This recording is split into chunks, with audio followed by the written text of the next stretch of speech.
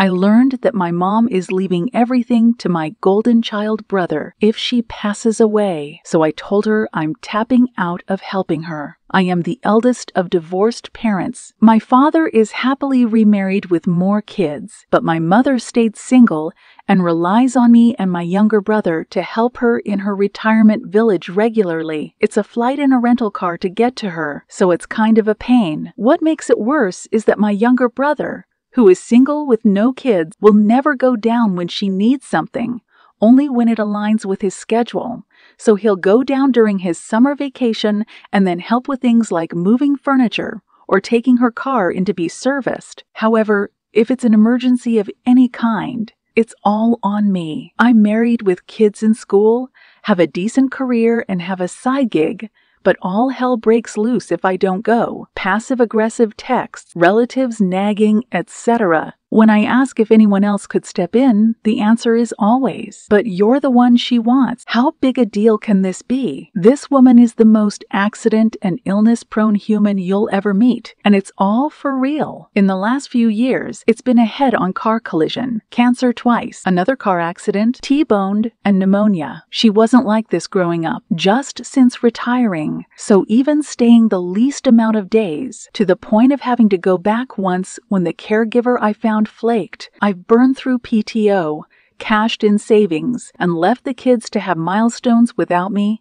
And usually when I'm with her, she talks on and on about my golden brother. See how he hung that new picture when he was here. He's so handy, annoying as hell, but I've had a lifetime to get used to it. Some months ago, I found out by accident that except for some small amounts for my kids, she's leaving everything to my brother. It will be a decent amount, $250,000 plus. I was so perplexed and admittedly hurt, she refused to talk to me about it, hung up on me and ignored texts, so I was stuck trying to figure out what I did to make her decide to do this. Eventually, one of her siblings told me that it was to ensure my brother could retire comfortably. He's always worked low-wage jobs. However, he has few expenses because he lives completely free with a wealthy relative with a large home, which he will also inherit. Recently, she had another accident and called me to help. I got the call from the hospital and then her rehab center because even though my brother is her medical POA,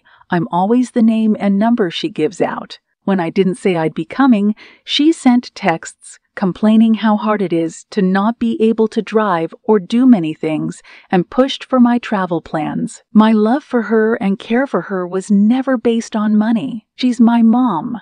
But I ended up telling her I couldn't come down. I couldn't bring myself to do it. I know she's in pain and struggling. I know that her siblings and friends are too old and too far to be much help, but in a moment of spite, I told her to get my brother to do it. And of course, she defended him and added that he couldn't, as a guy, help with some things. My spouse says I'm in the right that I've prioritized her needs all my life. And even if it's because of the will, it was past time for me to stop doing everything.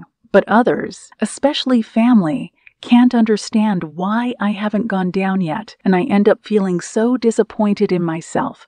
Mom sends me woe is me texts about how she will manage without me even though everything's a struggle. Now she's sending texts about how she understands I'm too busy and she'll call the youngest of her siblings, 67 years old, if she has to. So, am I the dumphole for leaving my injured mom on her own because she cut me out of her will? Update. I texted my mom's youngest sibling and told her I was tapping out. I ranted a bit. A lot. She bought a plane ticket and is going down to help Mom. She completely understood and was super supportive. She told me that Mom has been having memory issues and is planning to move to assisted care. Okay, she said she's going to make that a priority when she's down to help. Technically, she's my aunt, but I never knew her growing up. It was nice to feel like a family member had my back. I don't know if she told Mom or shared my texts, but Mom has been calling. I muted her. I don't know what happens next, but I think a good night's sleep is definitely first.